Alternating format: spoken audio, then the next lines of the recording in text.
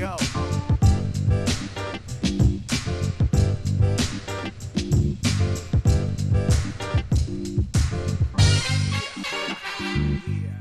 Streaking. Nothing personal. Word of the day, January 3rd, 2022. Welcome back. Hope everyone had a good Christmas, New Year's, Hanukkah, Festivus, whatever it is that you do. I missed you. I missed the show. I missed Coca. But I can only say that all of the anxiety I had and the worry I had, what will I lead off the show with? First show back, it's got to be big. What could it be? What story will present itself? I'm looking at stories throughout the break, and I'm reading. I unplug a little bit, but not too much. I have no idea. I'm sitting yesterday watching the Jets, because I'm in New York, and I don't have the ticket or the red zone or whatever it's called, so that's what you watch. And I want to watch the Buccaneers because Tom Brady, for me, is forget the GOAT. It's just, you look at him, it's like looking at a train wreck. You can't turn away. I can't believe he's 44 years old and doing what he does, and he looks like he's 35. He's perfect quarterback. Watching the game, and I'm sitting there, and I look over at Brett, my friend. Brett, the one with Parkinson's, the one I've run around the roll with, best friend since 7th grade. And there's a guy, and this is exactly how it happened. There's a guy in the end zone without a shirt. They show him on camera, and he is looking up at the crowd, and he's putting up his finger like, I'm okay. Not like the thumbs up you give when you're in the stretcher, when you're being taken off in the neck brace. It's just sort of, hey, all good. So I said, hey, what player? There's a hurt player, and how cool is that he came out of the locker room to tell the fans, hey, I'm okay. I thought it was strange because it was freezing out that he didn't have a shirt. But I said, all right, he's getting treatment. He's in the clubhouse, locker room, it's called in football. So I figured that's all good, normal. Comes out, gives the finger up, I'm good, raises his arms like he would do when you're finishing a race, like you're putting your arms to the sky looking for cheers. And then he goes back into the tunnel. And I just, said, I'll take another hit, and that's the end of it. So then all of a sudden, sound up, and the commentators are saying it was the Moose, Daryl Johnston, and Chris Myers were on the call. And they start talking about the fact that was Antonio Brown. And I said, well, wait a minute. Why is Antonio Brown? He must have gotten hurt.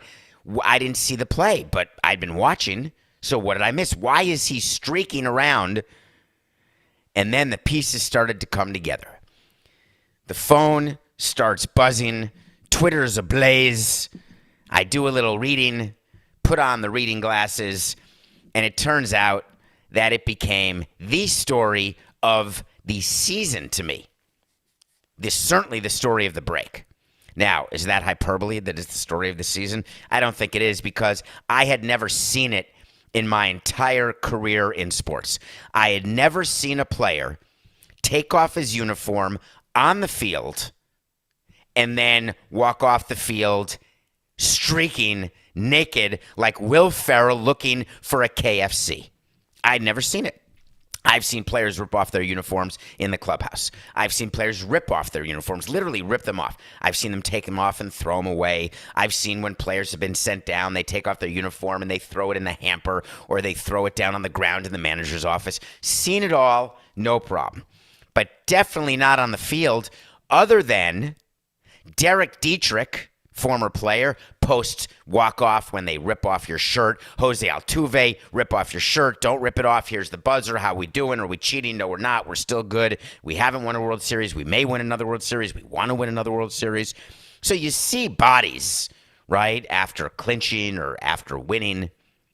But in the middle of a game, you generally don't see. And I remember thinking that it's not a fan because I'm counting like abs. I was like, 1, 2, 3, 4, 5, 6. Oh, no, that's definitely not a fan. It's Antonio Brown being asked by his coach to go in the game, saying, I don't want to go in the game, doing a full Scottie Pippen. No, thank you. I'm going to take a hard pass. So they call a play for Tony Kukoc. The game goes on because, believe me, No matter whether you're in the Hall of Fame, whether you're a scrub or the GOAT, the game goes on without you. No player, no executive, no owner, no GM, nobody is above the game. The game goes on. The Buccaneers come back to win because they were playing the Jets. And I kept thinking, all right, what am I doing? I'm president right now of the Buccaneers. I'm in the stands. I see that Antonio Brown is off the bench. I may not have seen him streak off. I go down to the locker room. I call up the owner, and I say, here's what happened, and that's it. That's the final straw that broke the camel's back. He cannot be, let me repeat, he cannot be in this locker room when this game ends. Win or lose, and at the time they were losing, he is off the team, not suspended, released right now. The owner would then say, well, can we do it? Do we need to call human resources? I'll call the lawyer just to make sure. So I would call the lawyer, our HR lawyer. I'd call our corporate lawyer. I would call someone in the league to alert them what we were doing, because I know when you're president of the team, you also keep a little list. As you know, I'm a man of lists. Lists. I keep a list, and I know that he's like got all these incentives that he's coming close to hitting. He's 8 receptions away from $350,000. I think if he catches one more touchdown, he's $350,000. He only needed about 55 or 60 yards to get another $350,000. So I know that by releasing him, we could open ourselves up to a grievance. Are we only releasing him so he doesn't hit his incentives, which, by the way, is not beyond my capacity, and it's not beyond the capacity of other people who run teams. So all of this is going on. All of this seems very normal to me. Then I get word, during a football game, I don't want to contact the head coach because he's got the headsets on. They're dealing with trying to win a game. It's a game we want to win. We're trying to improve our seeding. We're trying to repeat as Super Bowl champions. So I'm not alerting the manager, the head coach. Now, in a baseball game, in the middle of a game, I would get word because it's a different flow, right? Managers spend time. They're spitting. They're readjusting their package. They're doing all sorts of stuff. They're looking at pieces of paper. They're looking in the stands. I'm going to get word through the clubhouse manager that a player has left the field and he's gone. He will not be in the clubhouse. But I'm certainly in the clubhouse telling the clubhouse manager, clear out the locker. I want it gone. I want him gone. Then I'm prepared for when the game ends for the coach to come off the field, and I immediately say to the coach before he meets the media, here's what we did. I'm not asking you. I know, Bruce, that you're in charge. I know that you said only a week ago that you want him still on the team because I want to do what's best for the team. Do you remember that, Coca, what we did last week? You may have been in Europe. I can't remember when we did a segment on Bruce Arians with Antonio Brown coming back from his latest suspension. This is not exactly, I was going to say Red Riding Hood. Is that the right example? What's the example of someone who does everything right? Alice in Wonderland? Cinderella? I can't think of the character, the Disney character or a character who's just a unicorn maybe? That's not it. Come on, David. I can't think of it. Okay. This is a guy who since 18, right, in the last 3 years, what hasn't he done? For those of you who can't remember, he had been suspended this year for faking his Vax card and got told on by his trainer who he hadn't paid. This is the guy who was charged with felony. This is the guy who's been charged with assault. I mean, this is not exactly someone who, if he weren't good, he would have been out of the NFL 3 years ago. But he's good enough that a team would give him a chance. Then Tom Brady said, let's give him a chance. He comes to the Patriots. He helps him win a Super Bowl. I think he caught a touchdown pass. So Tom Brady was all in. Bring him back. Bring him back from the suspension. Give him another chance, even though Arians had said he's going full Phil Collins, one more chance, and that's it. This was too much. When a player is told that he's not going in a game or a player is told to go in a game, you do what your coach asks. And if you're upset, you deal with it later behind closed doors, not in front of cameras. Remember I told you the golden rules that we would give our players? 1, come to work every day, focused, and be on time. There's another rule that we would put in. Don't embarrass your teammates or your front office. Period. Hard stop. Was it embarrassing when Antonio Brown did? I was thinking about it when knowing that we were going to talk about this and thinking about streaking. I'm not embarrassed if I'm the Buccaneers. I just know that the distraction of Antonio Brown, we have run all out of juice. We are squeezing so hard that we're turning purple. We're doing it to the point that we've lost circulation, and we're getting a drip and a drab, and we say, that's it. We have a better chance of winning a game without Antonio Brown than we do with Antonio Brown. And that's the calculus that we're doing during a game after he's done streaking. Then I'm in the locker room watching the final drive, 93 yards by Tom Brady, saying, please win the game, because I have 2 sets of PR ready to go. If the Buccaneers lose, Arians comes into the office. I say, all right, we're going to meet the media. Here's what you're going to say. Antonio Brown is off the team. That has nothing to do with why we lost this game. We did not in any way execute what we needed to do defensively. We let the Jets do this and do that. We had a chance when they made a mistake on a 4th and 2, which, by the way, is the worst 4th and 2 call I've ever seen in my life. And then on top of that, the coach of the Jets said, oh, that wasn't the play. That was a mistake. That's the offensive coordinator's problem. Anyway, so I'm ready for if we lose. But if we win, then the message is Antonio Brown is not a Buck, and I will never discuss it again. Let's focus on the fact that we won the game, and we are a winning team without Antonio Brown. Sure enough, Bruce Arians comes in, and he immediately doesn't wait for a question about Antonio Brown. He tells the media, he tells the public, Antonio Brown is no longer a Buck. We're not going to talk about it again. Well, guess what, Antonio Brown? This time you did it. It turns out that in the NFL, assaulting women, domestic abuse, felonious activities, that doesn't matter. If you're good enough, you can get through it. Raping, killing, don't worry about it. Just be good. But streaking off the field, that's it. So now we know the line in the sand for the Buccaneers, the Glazer family, Bruce Arians, the NFL. There will be no grievance on behalf of the Players Association, on behalf of Antonio Brown. NGTH, not going to happen. Antonio Brown will never be heard from again in the NFL with a uniform. It's not even a wait to see, folks. He's done. There is not another owner who will give him a chance because Robert Kraft, Mr. Strip Mall himself, if it's not him, it's nobody else. Thank you for that top story. I mean, that's just too good to be true.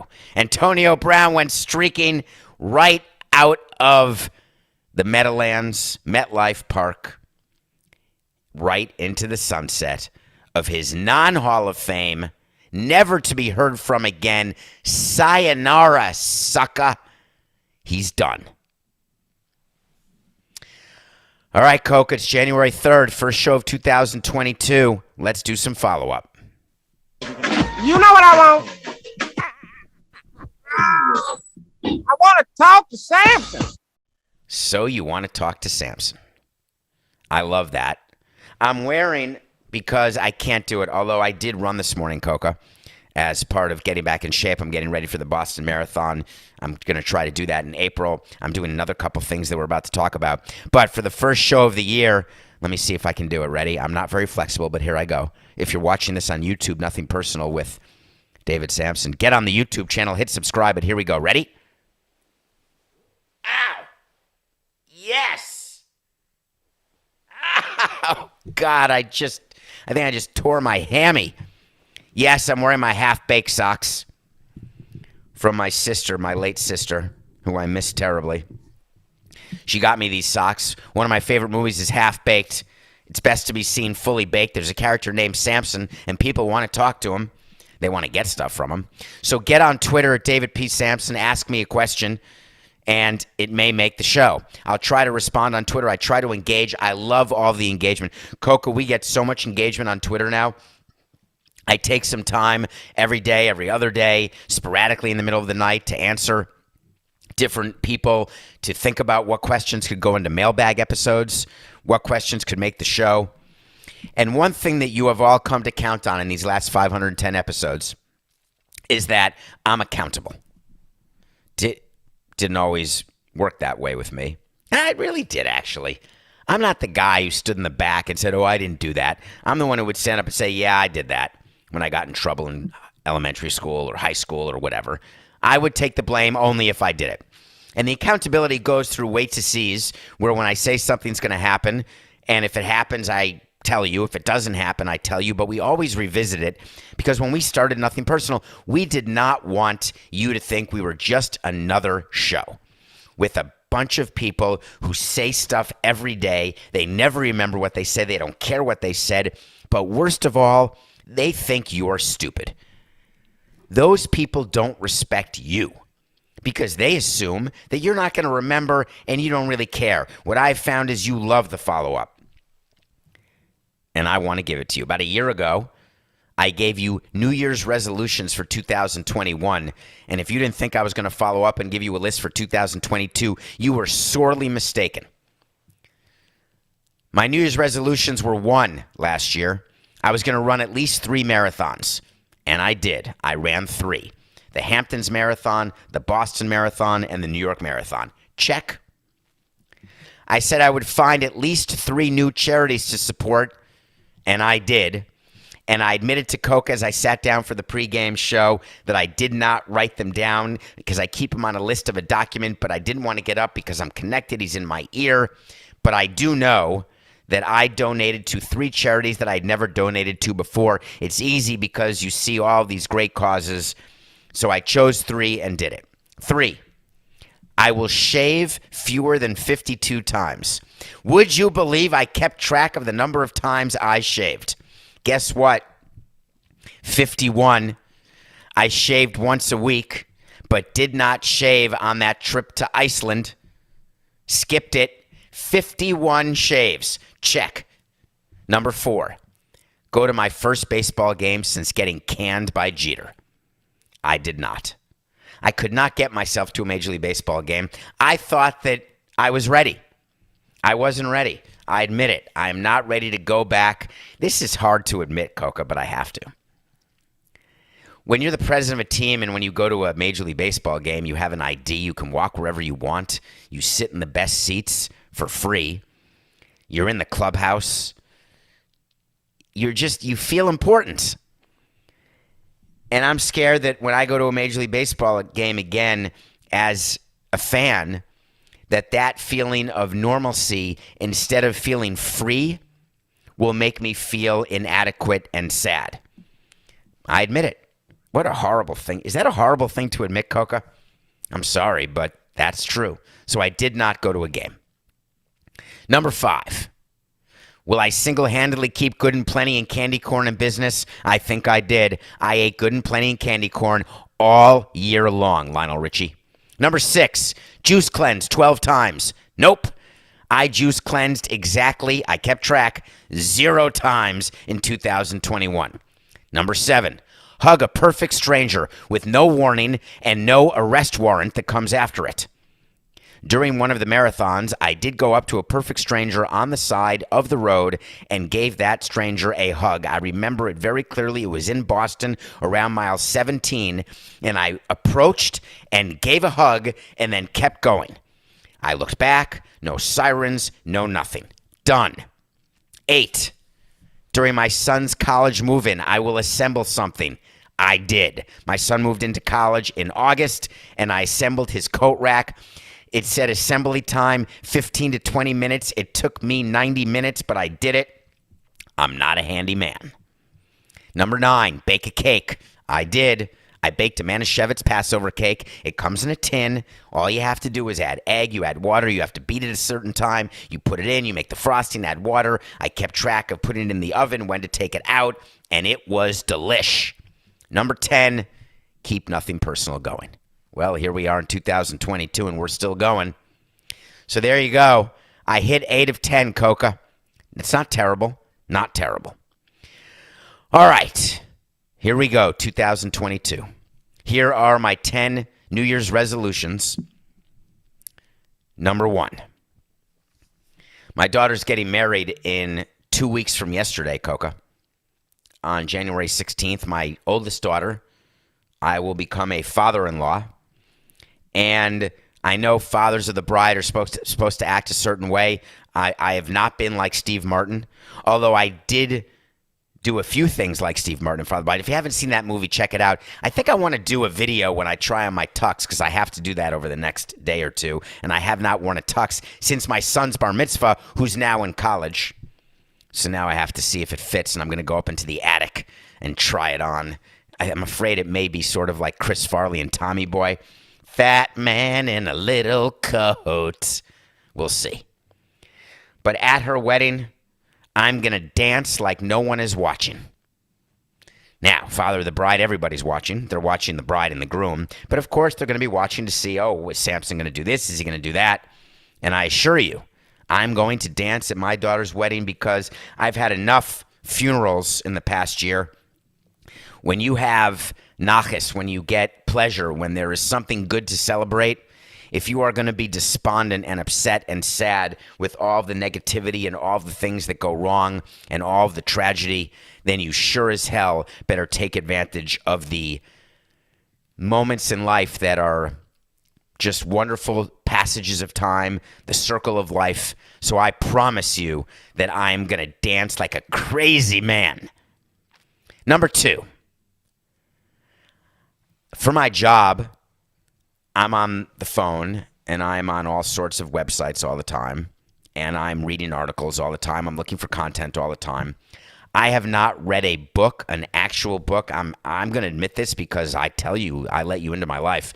I haven't read a book in years. I mean years. I'm not sure that I have actually read a book cover to cover since I got into baseball. That is how far off the track I am. I was the guy who did the Monarch Notes and the Cliff Notes, Spark Notes in high school when I had to read the Odyssey or other books like that. There were certain books that I loved reading, certain authors I loved, certain parts of books and passages of books that I would read when sent. I am going to read, and I'm going to be realistic because I want to hit my resolutions.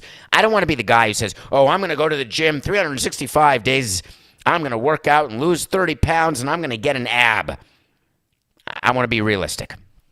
I'm going to read 5 books this year, cover to cover, 5 books. Coke is making fun of me because he reads 40 a year or 50 a year. He's far more intellectual. He has far more patience. I've got to test my reading glasses, maybe get up to 1.75 from 1.5, but I'm going to read 5 books. Number 3, I found that I like doing something that I didn't used to like to do. I'm going to take 12 walks this year. I'm not a walk guy. I like going running. I think walking's too slow. It sort of bothers me. I'm going to take 1 walk a month, 12 walks. Number 4, during last year, I started thinking to myself, I don't need to meet more people, right? It's hard to keep up with the friends you have. But I've got a resolution for this year. I'm going to make a new friend. I don't know who it's going to be. I don't know when it's going to happen, but I'm going to make a new friend. Number 5, I get so many DMs and texts and emails of people who want to work with me and Coca on Nothing Personal, people who want to do projects, and we have not hired, we have not said yes to anybody. My New Year's resolution is this year, I'm going to give a stranger, someone I don't know, not someone with a connection, not a son of a friend, a daughter of a friend. I'm going to give a complete stranger a chance to work with me and Coca on a project. Number 6, I'm going to go to my first baseball game since 2017. That's a resolution. Number 7, I'm going to write. I used to love writing. I'm going to write an article. Last year, I wrote an article, or 2 years ago, I wrote an article about COVID and about what it could look like when sports comes back during the break in March of 2020. So I guess that was 2 years ago now. I'm going to write an article to be published at some point this year, somewhere about something, maybe sports, maybe entertainment, maybe baseball, maybe politics. I'm going to write an article to be published. Next, I'm going to run at least 2 marathons. Last year I did 3. I'm going to say at least 2. I've got one on the books to do Boston in April, but I'm going to find another. I will run at least 2 marathons. But I want to do another thing as the 9th resolution. That is something that will be a very difficult challenge to do, but I'm going to do it. I'm going to join the calendar club this year. The calendar club is when on the first day of the month you run a mile. On the second day of the month, you run 2 miles. Third day, 3 miles. You do not take a day off. On the 12th day, you run 12 miles. On the 20th day, you run 20 miles. On the 30th day, you run 30 miles. You can walk, run. You can do it over the course of a day. You don't have to run 28 in a row on the 28th. You can wake up and do 10. Record the show, go out, do another 10, then come back, take a nap, have a meal, then go out and do 8, and you've done 28 on the 28th. The calendar club is when you do 1 mile according to what is the day of the month. I don't know what month yet, but I'm thinking May, but May has 31 days, but it's sort of a good month. I do have to check my calendar to see which will be the best month, but Coca, I'm going to join the calendar club. And the last resolution, number 10 in 2022, we're going to keep NPDS going. Yes, we are, because of Coca, because of you. And I'm here. I'm ready. When we come back, it's the first review of the year. If you have been listening to this show for a year, you know what I'm going to review. And then I'm going to give an homage to John Madden, one of my absolute favorite people in sports who passed away last week. We'll be right back. Welcome back to Nothing Personal. We're back. Yes. I missed it. I missed you. My voice is good and strong. I rested my voice. I drank tea, among other things. You ever put vodka in tea? I do that in hot chocolate from time to time. Like if I'm out and I'm cold, it's pretty good. But I rested the voice. I squeezed lemon in my hair. See, the hair is a little darker now. I'm just kidding. I don't color my hair. I saw people putting lemon in their hair. Does that actually work? I never understood that. I know one of my daughters like to do that. I never was able to ever discern whether it worked. But in any case, we watch a movie every single day. That's one of the things we do. We review a movie every day. I shouldn't say we. I watch a movie every day. Or a TV series. Or an episode of a series. I love doing that. We review one every day on this show. Last year, I reviewed something called Death to or Death of, Coca. It's on Netflix. I think it's Death of 2020, which was a comedic look to the year of 2020, and it was shown at the beginning of 2021. And they did it again, and I watched it last night. It's called Death to 2021. It's got Hugh Grant. It's got the woman actor from Palm Springs, whose name escapes me. Stockard Channing is in it. There's a bunch of comedians, and it is narrated by Lawrence Fishburne, and it's a look back on the year of 2021. It's only an hour. It's hard to believe what went on in 2021. We'll talk later this week about what happened on January 6th, but that was just January 6th. There was so much stuff. I guess it's every year. Do you ever do that? Do you ever read the list of people who died in a particular year? And there's people, oh my God, I totally forgot that. Obviously, if it's a relative, and you know that 2021, I lost my father and my sister, but that's the wrong conjunction to use. And there's a list of people, I totally forgot about that.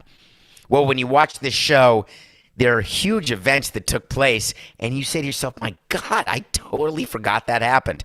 And it's funny. It's done in a way to make you laugh. And there's nothing wrong with laughing. Death to 2021. But I want to spend a minute reviewing a series that I binged on New Year's Eve day from start to finish. December 31st, I went start to finish with Squid Game. I had known Squid Game was a big thing. I had known everyone was watching it. I had no plans to watch it. I did not know what it was about. I knew that people were dressing up in these weird, I thought it was sci-fi. I knew it was in Korean, but I didn't know the plot. I didn't know a thing. For all of you who have watched Squid Game and complained about the violence, seriously, have you watched a Tarantino movie? For all of you who complain about reading subtitles, GMAB. Give me a break. Don't watch these series dubbed in English because that's not the actor. Watch it in the language in which it was recorded. Read the subtitles. Eventually, you don't realize what the subtitles are. Squid Game is about the human condition. Squid Game is about people making decisions about saving themselves or saving others. Now, death is the result, but every day we do that, don't we? Every day, don't you make a decision about something that's either self-serving, or is it good for someone else or good for the community, or is it good for other people but not you? What would you do to make money? What would you do to get out of debt? We ask ourselves these questions every day. We always do these, we hypothesize, right? We say, oh, if someone did something to my family, I'd kill him. I don't care. I'd spend the rest of my life in jail. If I were on a desert island, I would eat the person I'm with, right? Everyone sort of guesses what they would do, and I always say to them, you have no idea what you would do in a situation until you're there. You can visualize all you want, the way I love to visualize the day and visualize a show and visualize an event, visualize an achievement. But to visualize the strength to lift a car, you hear about that, right? The car is on your child's leg. You will be able to lift a car. My only experience with that was when I came across a car accident in Florida, getting onto the turnpike from 595, and there was a person stuck in a car who was dying. I couldn't open the car door. And then there were another person stopped. We couldn't open either. And all I kept thinking is, where's all that adrenaline stuff that I hear about that gives people the strength of Samson? I still think about that day because that guy passed away. So I question anyone who says, oh, I know what I do. So Squid Game is about what you do when confronted with these decisions. Squid Game is about how people can actually form a relationship with a competitor. Squid Game is about what people do when they're getting old, what people do when they're getting poor, what people do when they're too rich, what people do in a system that's a class system. There are so many messages contained within Squid Game that if you're focused on the blood, you've missed the whole point. I couldn't be more disappointed with people who don't understand what Squid Game is about. If you haven't seen it, go now. Squid Game. I was very sad when John Madden died. It's so weird. There's some people when they die that I feel sad as though I were related to them or I knew them. Now, I've got comparators, as you know, from what happened in this last year with me, but it's a different sad. It's a different missing and a different longing because John Madden was not in my family. I wasn't related to John Madden. I didn't know John Madden. I knew John Madden the way we think we know athletes or movie stars. I knew him as a coach of the Oakland Raiders, Super Bowl winning coach. I knew him as a broadcaster, my all-time favorite analyst, all time. When John Madden did a game, which was every week, I wanted to watch and did watch that game. Did a lot of Giants games growing up. Did the game of the week. He combined with Pat Summerall to be in my ears on a weekly basis, 16 times plus playoffs. I always wanted CBS to have the Super Bowl and then Fox, or was it Fox and then CBS, whatever order it was where he was a broadcaster, because I wanted him to be on the call. There was something about the comfort of him. Thanksgiving, I would watch John Madden every time, no matter it's the Lions, the Cowboys. It was usually the Cowboys. Didn't matter. With his turkey legs and his all Madden team. He had a way of connecting, and he is the one who I started thinking about a fear of flying. He had a fear of flying. He wouldn't fly anywhere. He would take his Madden cruiser to every game. He would bust across the country. And I love to travel. I never understood how someone couldn't fly. And I always appreciated that he had the resources to not have to Uber or go as Scott Speedman across the country with Gwyneth Paltrow in a station wagon. That's the movie Duets, by the way, for those not paying attention. Great movie. Directed by Gwyneth's dad, Bruce Paltrow, with Paul Giamatti and Andre Braugher from Brooklyn Nine-Nine. So Madden went across the country in his Madden cruiser. He was this big, huge man with a big, huge personality who was loving. I don't know what he was like as a father, a grandfather, a husband, a son, an uncle, a nephew. I don't know anything about that, so I can't comment. All I can say is that what he did in my ear, the way he made me feel, made me as though I knew him. And I got into a bit of a debate on Twitter after he died, where I said that for all of you who think John Madden is the video game guy, you have it wrong. John Madden is the Super Bowl winning coach. John Madden is the greatest analyst in the history of sports, any sport. Any sport. And that's not hyperbole. He's the number one analyst. And people were upset. How could you say that? John Madden. It's Madden 09, Madden 21. The video game that I never played, because I don't play video games other than Centipede and Galaga and Pac-Man. Millipede, Pong. I play a bunch of video games, but not fantasy games. I used to play Mattel Electronics. I love that game. The original Mattel Electronics where all you could do is run and then your thumbs would hurt. I love those games. The original Mattel Electronics, but I never played all Madden or Madden, whatever that was. And my point was that people shouldn't be defined solely by what they've done most recently. People shouldn't be defined. Their legacies are not made of one event, one thing. Do you remember so many times on Nothing Personal where I will say, that's an obit moment? Antonio Brown had an obit moment yesterday. When he passes away, which I hope is in 100 years. I don't wish death on anyone. In his obituary, it will say how his NFL career ended when he streaked off the field without a shirt and walked off the bench. There are things that happen in your life that you know will be between the commas when it's all said and done. And it doesn't have to be literal. Some people don't have written obituaries.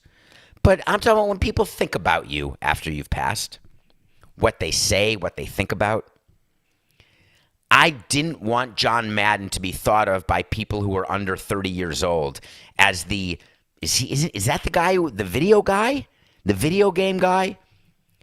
I wanted that to be one of the things, but not the thing. And I think if I had just put just in that tweet, Coca, it would have changed the entire equation. If I had just said, hello, that's funny. If I had said he's not just the video guy. What I said is he's not the video guy. You can see it on Twitter. I don't ever delete tweets. Ever. Never say never. But never. John Madden made a difference in people from ages 10 to 80. Think about that for a minute as you go through your day. What you can do to make a difference in people's lives across generations. Anyone can do it. You don't need to be famous. You don't need a platform. You don't need a podcast. If you have someone older in your life and someone younger, whether it's a grandfather, grandchild, make a difference. John Madden, I miss you, man. Nothing personal pick of the day. All right, here's how we're doing it. We gave you a bunch of picks on the last show, which was on December 24th. I can't remember what they were. All I know is for the year, in 2021, we were 171 and 158. Not the worst, not the best. That's what we were. I say we, Coca, that was me. 171 and 158. We are starting at 0-0, and do we have a game tonight? It's the Steelers-Browns. What a weekend in the NFL it was, I'll tell you that. We've got Steelers-Browns. The Steelers are favored by 2 points over the Browns. Why am I watching this game? It's the only game on in the NFL, and we're getting close to playoff time. Love the NFL playoffs. Love the NFL playoffs. And I'm sort of self-quarantining for my daughter's wedding because I really do not want to get Omicron, even though I'm vaxxed and boosted, but people are getting it, and I just don't want to get it. The Steelers are favored by 2 in Big Ben's final game. Big Ben Roethlisberger. This is it. He's done. It's not, do you remember at the end of last season when he agreed to restructure his contract and the Steelers agreed to restructure his contract and everyone thought how great it was that he did that so they could surround him with better players and be a better team? And I told you, why are they doing that? But it's so hard to let a superstar go. Well, you're going to see 2 examples, maybe 3 in this offseason where it's not going to be hard to let a superstar go. This could be it for Russell Wilson in Seattle. Yeah. This could be it for Aaron Rodgers in Green Bay, even though I think he's going to win the MVP, and that's a wait to see. Could even win his 2nd Super Bowl, but I think this is it for him. Big Ben's done in Pittsburgh. Done. He should have been done last year. They let him stay on, and the Steelers season, they're done. They're nothing. No playoffs. Mike Tomlin, great coach, but couldn't get it done. I'm interested to watch his last game, and I think that he ends his last game with a victory. And I don't think it'll matter, but I think that in his mind and in his teammates' minds, they want to do it for Big Ben. I wouldn't want to do anything for Big Ben, but that's just me. Steelers, -2 in Big Ben's final home game. I'd like to start off 2022 with a win. Wait to see. Did you watch the end of the Giant game? I love watching these coaches. I do. Joe Judge, the special teams coordinator for the Patriots, became the head coach for the Giants. The Giants, who have been the love of my football life, lost one of their coaches. Dan Reeves died, I think, on New Year's Day. He coached the Giants for several years. Dan Reeves, the Tom Landry of coaches, he'd always wear a suit and tie. The anti-Bill Parcells when Dan Reeves was coaching. I miss those days. Giants with Super Bowl 25. I love the Giants. I do. So Joe Judge is their head coach, and the Giants have been bad for so long. They're not rebuilding. They're not tanking. They're just bad. They had Saquon Barkley, so now they're going to be good. They drafted Daniel Jones. He's going to take over for Eli Manning. Eli Manning had a great run, won a couple Super Bowls. So the Giants have been a hugely successful franchise. But the last several years, since Eli Manning, even in the last, is this true, Coca? Did Eli Manning sputter out of his career? I have a feeling that he did, but that is totally anecdotal. I have absolutely no idea whether it's true. That said, Daniel Jones, who's out for the year with a neck injury, has not exactly been great. Joe Judge took over. He is 10-22. They're 4-12 this year. Do the math quickly. That means they were 6-10 in his first year. They went 4-12 this year, but unfortunately there's a 17-game season. So the Giants could lose 13 games, which used to mean 3-13. Coca, I just realized something. Stop the show. Listen. There's no more 500 in football. Oh, my God. There is no more 8-8 in football. It's a 17-game season. You can't finish 500. You're either below 500 or above 500. That is awesome. That's very cool. For any head coach who starts now in his first year, like Urban Oscar Meyer, can't finish. Oh, no, he got fired. Any other first-year coach, you cannot be you cannot be a 500 coach. That's pretty cool. So, Joe Judge, the Giants lose again yesterday because that's what they do. They're 4-12. He takes the podium. He went on a rant that was really something. He wants you to believe that everything's good. He actually said that there's a lot of good things happening in this locker room. These players are in a better position now than they've been. They don't want to accept and don't accept losing. I see great progress. This guy puts the D in delusional, and for you to be delusional in sports, you got to get online. We live on delusion. That is our unleaded fuel. 95 ranked. We love delusion because we think that you're going to fall for it. We think that fans are going to listen to us when we say the craziest, stupidest things. They're going to say, oh, yeah, we agree. We're right there. We're on the cusp of winning. Hang in there, buy season tickets. Keep buying PSLs. Be our corporate sponsor because we are this close. We can smell the summit from here.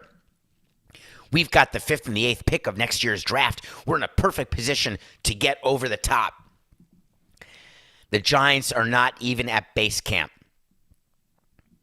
The owner of the Giants put it out there that Joe Judge and Daniel Jones were secure next year. Didn't say a word about Dave Gettleman, the GM. I said Dave Gettleman's done. It's hard to fire GMs in football, hard to fire head coaches because they're the most important coach in sports. Joe Judge is finished. You want to wait to see to start the new year? Go watch Joe Judge's rant and realize that he is not the person to lead your team, and you better get it right when you've got 2 of the top 10 picks. Joe Judge will not be the coach of the New York Giants in 2022. Now, of course, he's the coach in January. I'm talking about the 2022, I guess 22-23 season. He's done. Wait to see. They're going to walk right into his office and say, hey, Joe, we heard you. We think you're close, and we really agree with what you're doing. We really had much higher hopes for you. But it's just business. Bye-bye. It's nothing personal.